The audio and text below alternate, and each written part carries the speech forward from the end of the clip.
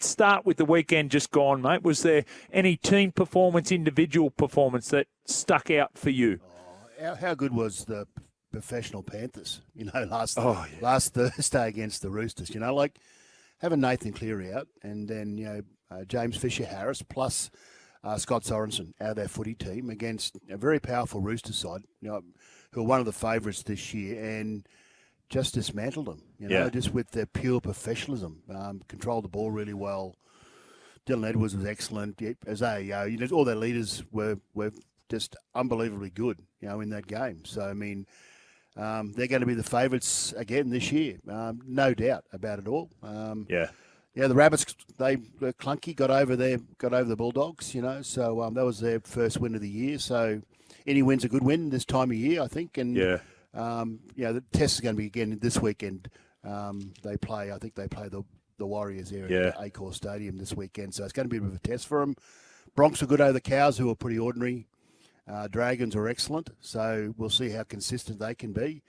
Like you mentioned before, Manly with DCE equaling Cliffy Lyons' record, club record of 309 games. Now, Cliffy Lyons is one of my favourite players. Yeah. Jimmy. I played against him often, so in big matches as well, and he was into the difference every time we played, so we struggled to beat Manly in those halcyon years. We got beaten in '87 grand final, and he was Clive Churchill, man of the match. He was an extraordinary player and one of the most gifted players that I've ever sort of seen, really, so he wasn't, as they said, he wasn't the fastest, strongest. No.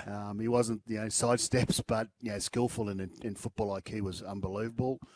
The mighty Titans, unfortunately, just keep on disappointing people at the moment. But hopefully under Des, and I say this often, it takes a while for a coach. And, Shane Flanagan's probably in that same boat where the team is inconsistent until they get that belief over the systems that the new coach brings in. So they're just struggling at the moment, Titans, to get used to what Desi wants them to do. But the Dolphins are excellent under Wayne. They were really good under Wayne, and he's got a fairly good footy team there, hasn't he, Jimmy? Honestly, the Dolphins bought well, pretty astute buying, and they're firing at the moment. The Warriors, I just think they're a very good football team, and they'll win more games than they lose, and they'll be in the top 8, definitely, if not top 4. And the Raiders, mate, 18-0 up at Shark Park, and then 18-all at halftime. Yeah, and then just got blown away in the second half. So Ricky's done one of his famous blow-ups, afterwards, and deservedly so, I think. And hopefully, he gets a bit of a reaction out of the players this weekend. Some of the things that you said there that I thought were interesting, talking around Des Hasler and the Titans and Shane Flanagan at the St George Illawarra Dragons. What I would say, if you're a Dragons fan, at least you can see little green shoots, right? There's, even the way they didn't play well against Manly, who played really poorly, but at least, they had really great effort. And so as a result, it was a real Flanagan-type performance. His fingerprints were all over that. I see none of Des on what the Titans are doing, and that's the concern, Mal. I reckon, Jimmy, you're exactly right, and it's based on effort. Yeah. And what you see from the Dragons last weekend, because they didn't play, they were pretty poor in the second half. Yep. But their online defence was excellent. They covered for each other, or desperate. They scrambled well. They come up with the big plays when they needed to come up with. So that's a really good sign of a team on the up. And like you said, the Titans. They got away to a great start. And what are you laughing at? What's going on back there? I can see you on screen, eh? Yeah, you know what I'm laughing at? And I'm sorry, but we've got Two-Buck Chuck, who's a bloody idiot, who's from the breakfast program here, and he's still here. And you know what he's doing? This is not going to work on radio, but he's like one of those things outside a service station that get filled up with air. He was just doing that out the front. I looked at him, I thought, he's confirmed everything that I thought about you, Chuck. I thought you were laughing at me. No, I apologise. So we've been interrupted by bloody Two-Buck Chuck. So apologies for that. Okay, I like that. Two-Buck Chuck. Two-Buck Chuck. But you're right. And the Titans, they showed no fight, in my opinion, So, so it's a tough old road for Desi. But I just feel that he mentioned, I was reading an article in the papers last week. He mentioned, when he went over and took over I think it was Manly, and they lost their first 5 games again. Right. You know? So he believes, it might take him five games to get the players believing in his system. I think that's really important, belief in the system, and then all that the work ethic that comes off the back of that. Is really important. So keep your fingers crossed that that the Titans find a way to be really competitive, and that's what we're after, aren't we? That's what we're talking about. You need to be really competitive, regardless of what team you play for. You look at the Tigers at the moment. That's really competitive. They had less ball, less field position territory, made more errors than what the Eels did, but just kept on hanging in there. And that's what you want from your footy team, particularly early in the year. Early in the year is so crucial for those clunky wins, those ugly wins that we talk about all the time. That's where the Rabbitohs are, So the Rabbitohs had an ugly win, in my opinion. Yes. And the Bulldogs, but the Bulldogs are showing grit as well. Yes. So every time the Bulldogs play, you can see it. Again, what you mentioned, you can see that effort going in, and that slight improvement every week. So that's what you want to see in footy teams at the moment. Fans will forgive you if they see the effort. They'll forgive a loss if they see effort. So take me. You were working on Saturday night at Fox League. Can you explain this one to me? Because I couldn't help but be transfixed by the response from Zac Lomax after the win. Right, he was fully engaged emotionally in that game. Yeah. And then yet here we are 4 days later, and he's been granted permission to leave at the end of the year because he's a disgruntled player. How does that work? Have you seen that in your coaching career, Mel? I see it in my playing career. I see it all the time. There's going to be disgruntlement. Mainly, there's a couple of reasons. Obviously, they're not getting picked in first grade. That's a start. But he's getting picked. Yeah, I know. And you're not getting picked in the positions you think you want to get picked in. Right. That's happening to him, I guess. Right. And the other part is, you're not getting enough money. That's the other disgruntlement. I think he's getting enough money, So he wants to play in a position that he feels, that he believes he can bring his best potential at. I think it is fullback, to be honest with you.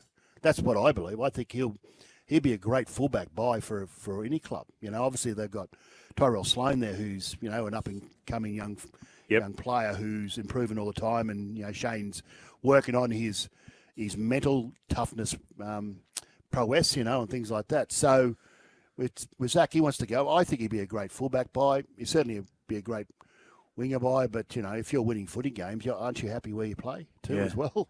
So it's a tough. I see it all the time, Jimmy. I think everyone sees it. I think everyone in clubland understands that you're going to get disgruntlement nearly every week in the game because players. You got to have an ego, mate. You got to believe in yourself. So I think that's healthy. You got to be competitive. You got to be. You want to play your best footy, and if you got this belief in yourself that you are the best fullback going around in the competition, well, I think that's a good thing. Yeah. But it's got to be from a selfless position. You've actually got to. Be that person where you've got that team mentality, even though you've got this belief and ego that you should be elsewhere. You just go play footy, and I think he's doing that. I think he's been certainly one of the form outside backs in the competition.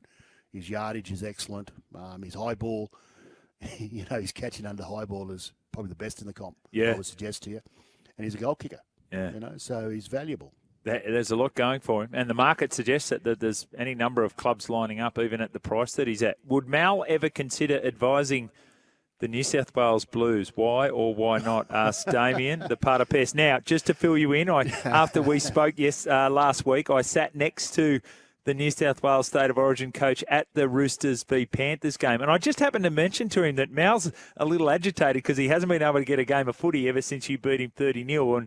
And did he want to beat you? And he just gave a little bit of a chuckle to that, Mal. So a little... Yeah, no, well, Michael and I go back a long way, obviously. Yes. We played footy together, the Raiders, a long time ago. So we did have a conversation in recent times, just about footy in general, and he sort of, which was nice of him, just asked about the New South Wales gig and things like that, and I didn't give him too much, to be honest with you. Yeah, I said, in all honesty, mate, I can't support you. You're a mate of mine, but I can't support you. I hope Queensland win. So loyal to the to my detriment sometimes, I must confess. Well, hey, I'm sure Madge understands that. Now, the thing that he pointed out to us, you talked about that performance of the Panthers on Thursday night. Like, the scoreline suggested it was close. It wasn't. No. They were so dominant. And one of the things he highlighted was Dylan Edwards and his work defensively and how he's able to release players to the outside. You had Dylan in the Australian team. Playing on the wing, but would you be surprised if Dylan Edwards popped up in a New South Wales jersey? I would be. I would be surprised. And the only reason I say that is because James Tedesco's probably got the fullback position ready. Whilst he's still playing really well, he's had a terrific year so far, Teddy. And you go with specialist wingers. Dylan deserved to be at that level with the Kangaroos, but I would suspect that Madge would go with specialist wingers or specialist centres, or in saying that, I shouldn't say that because there's no specialist centres anymore, is there? So the best fullbacks generally play in your centres, really. You look at Latrell, you look at Tommy Turbo, you've got Jack Whiten, who's played in the centres before. Clint Gutherson's played in the centres for New South Wales before. You've got, we've got a whole heap of the.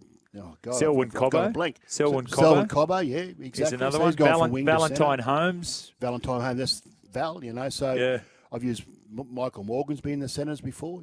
So it's sort of I mean, he could play centre. Don't worry. I think he played a fair bit of 5'8" as a kid as well, Dylan. He got his debut on the wing, for the Panthers, going back a while as well. But I think at that level, or particularly Origin level, you pick your specialist, and they've got specialist wingers, haven't they? They've got Josh Odokar, they've got Brighton To'o, and heaps of talent on the wing in particular. So I don't suspect he'll get picked, to be honest with you. Yeah. I mean, I'm just being really honest. I'd like to see him picked. If Teddy goes down and gets injured, touch wood. I'm touching a bit of wood at the moment. That doesn't happen. I would think that Dylan would be the next guy coming in. Okay. The other thing that stood out for me was the incredible tackle on Selwyn Cobbo by Tommy Dearden. So. These are the qualities that he came in as a 21-year-old and played in a State of Origin game where Billy Slater tapped him on the shoulder. And now we get a better understanding. I reckon that one action, Mal, we understood why Todd Payton made him a co-captain of the Cowboys. Yeah, it was sensational. He's a good kid. I made him in the PM's team, Jimmy. Oh, yeah, right. At the end of last year. He's just a good human being, and one of those players I want to play for the team, Individually, he's exciting. He's a great runner of the footy. He's got great step. He's got great speed, great skill. He's brave. His in-line defence is really, really good. You just go back to Origin and how they target him. He just kept coming up with the answers. Yeah. But then the captain's actually brought the best out of Tommy. He's going to become a great player because of what the club has done. I think from a leadership point of view. So for him to do what he did against Selwyn Cobbo. I mean, I don't think anyone in the game would have thought that he'd run down Selwyn. No chance. No chance. No one said, so he's got to try. But Tommy's having a go. He's having a go. Well, good on him, but he got there, So, he's not far away from rep duty, in my opinion. They got Cameron Munster, obviously, coming back, and we're not quite sure where Cameron is, So we don't even know if he's going to play tonight yet. Yeah. So there's sort of a bit of conjecture over all that. So, Tommy's he's got to be there and about somewhere. I just feel that he's the next one on the list, particularly for Queensland.